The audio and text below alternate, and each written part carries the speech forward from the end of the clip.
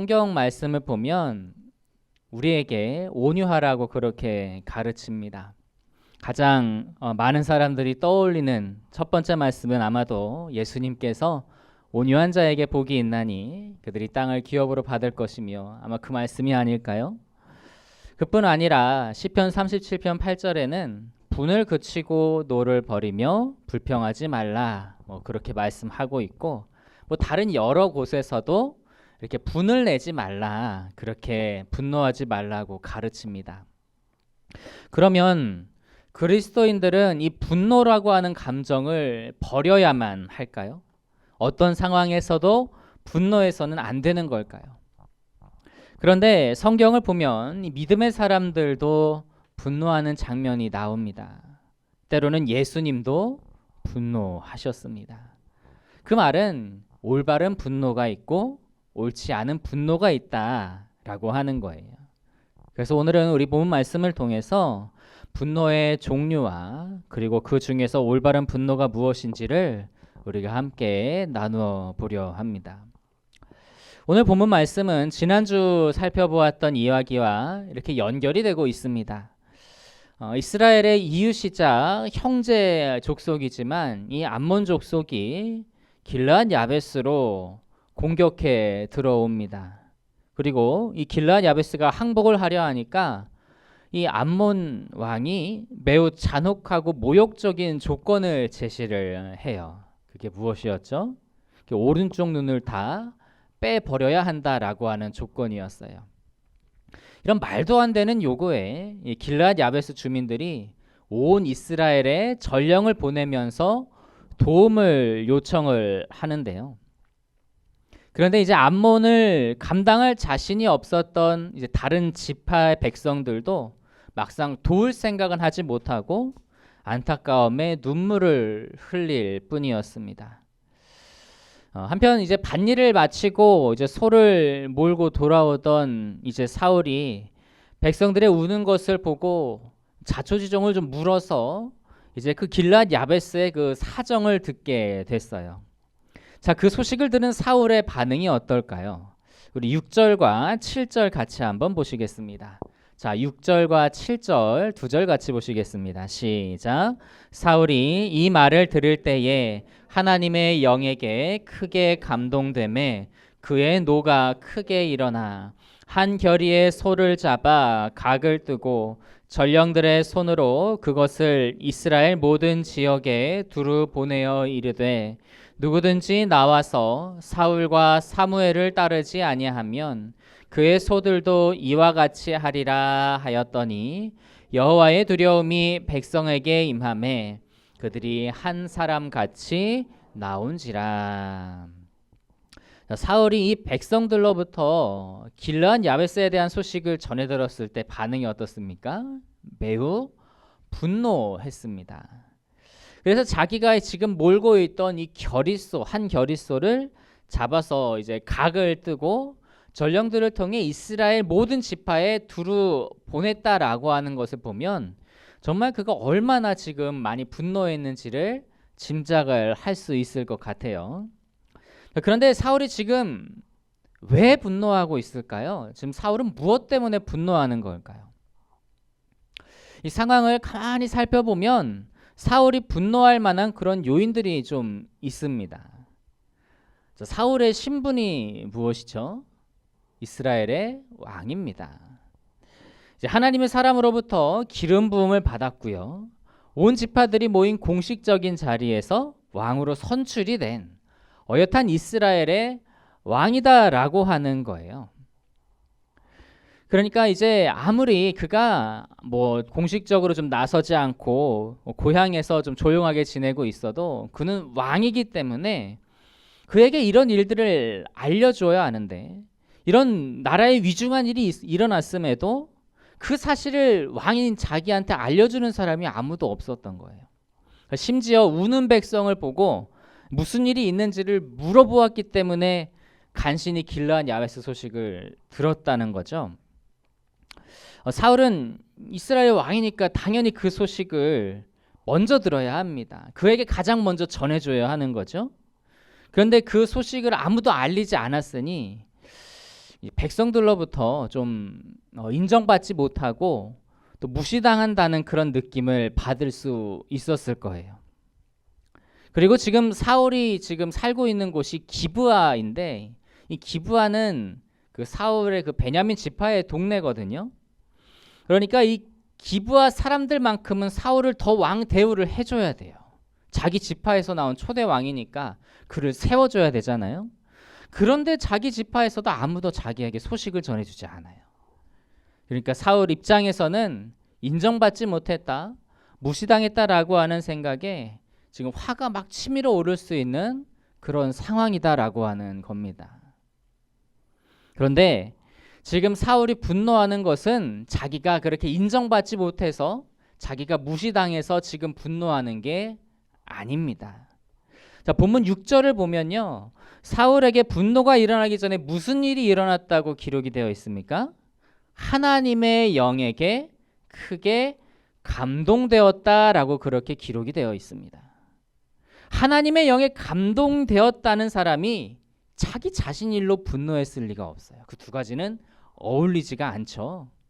자, 그렇다면 하나님의 영에 감동된 사울이 어떤 분노를 내고 있는 걸까요? 우리 본문 앞에 2절 말씀 같이 한번 보시겠습니다. 11장 2절, 사무엘상 11장 2절 우리 함께 같이 읽겠습니다. 시작. 암몬 사람 나하스가 그들에게 이르되 내가 너희 오른 눈을 다 빼야 너희와 언약하리라. 내가 온 이스라엘을 이같이 모욕하리라. 자, 사울이 분노한 것은 길르앗 야베스뿐만 아니라 온 이스라엘을 모욕하고 있는 이 암몬의 태도 때문입니다. 온 이스라엘의 오른쪽 눈을 다 빼겠다니 이게 얼마나 모욕적이에요, 그죠? 그런데 그것도 핵심이 아니고 보다 더 중요한 것은 이스라엘이 어떤 민족입니까? 지극히 높으시고 전능하신 하나님의 백성이잖아요. 그러니까 그 위대하신 하나님의 백성을 모욕했다라고 하는 것은, 이것은 이스라엘 족속의 하나님을 모욕하는 것과 다름이 없다라고 하는 거예요. 그러니까 사울이 분노한 이유가 이것 때문입니다.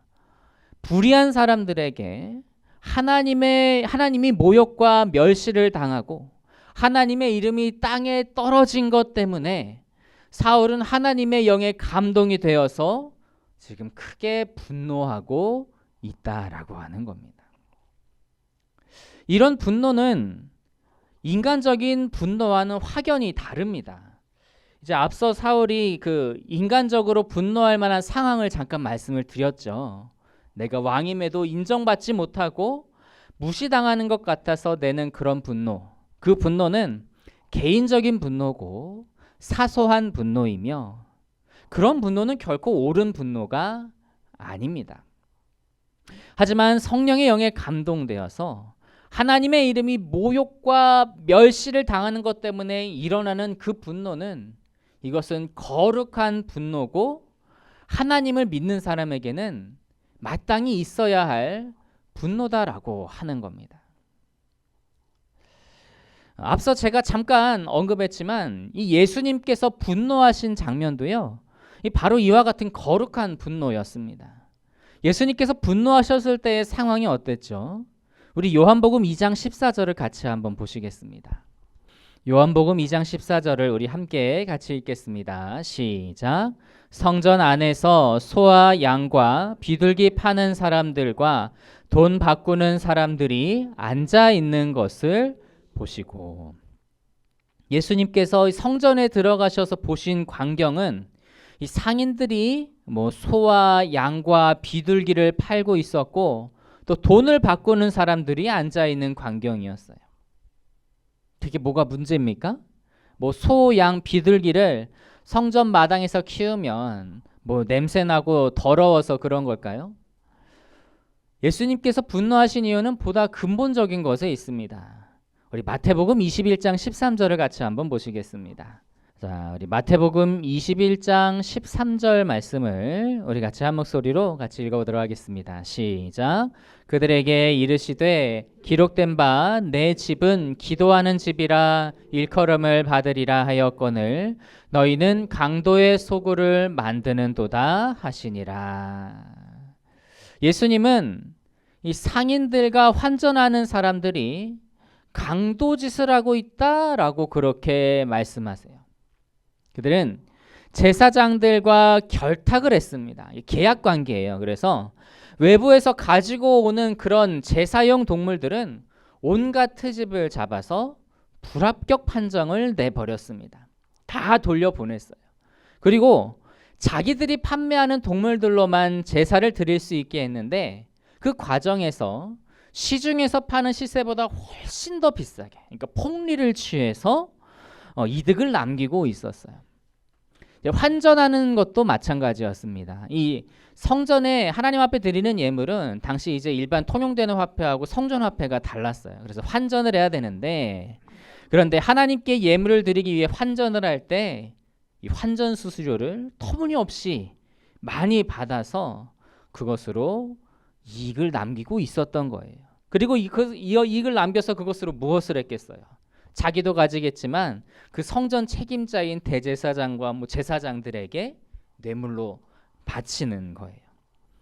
그래서 이 거룩한 성전에서 거룩한 하나님의 백성들을 대상으로 거룩하다고 해야 할 그 제사장들이 지금 강도짓을 벌이고 있는 겁니다. 그러니까 이 지방에서 절기마다 예루살렘을 방문하는 사람들의 마음이 어땠겠어요? 어려운 형편에도 한 푼 두 푼 이렇게 아껴서 하나님 앞에 예배하려고 했던 그 사람의 마음이 어땠겠어요? 이런 부정부패로 인해서 백성들은 진심으로 하나님 앞에 예배 드릴 수가 없었고 그들의 행실로 하나님의 이름이 이제 모욕을 받는 것과 다름이 없었던 거예요. 그래서 예수님께서는 그들을 향해 분노하신 것이고요. 그 분노는 거룩한 분노이고 올바른 분노다라고 하는 겁니다. 여러분, 우리는 어느 때에 분노하고 있습니까? 혹시 우리는 좀 개인적이고 사소한 일로 분노하고 있는 것은 아닙니까? 개인적인 그런 권리만을 앞세우며 내가 조금이라도 손해보는 것을 못 참고 있는 것은 아닙니까? 하나님께서 세상 가운데서 어떻게 대우받고 계시는지, 세상 사람들이 하나님을 어떻게 생각하고 있는지에 대해서는 관심이 없으면서 내가 누군 줄 알아 라고 그렇게만 외치고 있는 것은 아닙니까? 우리가 마땅히 분노해야 할 일은 하나님의 영광이 가리워지는 일입니다. 하나님의 이름이 세상 가운데서 멸시와 모욕을 당하는 것으로 우리는 분노해야 한다라고 하는 거예요.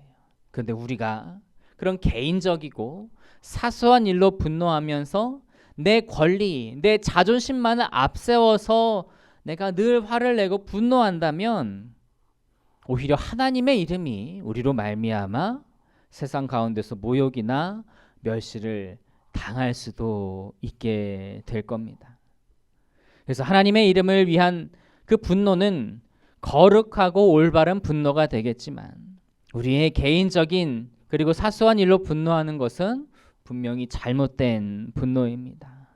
그러니 우리에게 그 분노의 감정이 일어났을 때에 그것이 무엇을 위한 분노인지, 무엇으로 인한 분노인지를 우리가 돌아보아야 할 것입니다.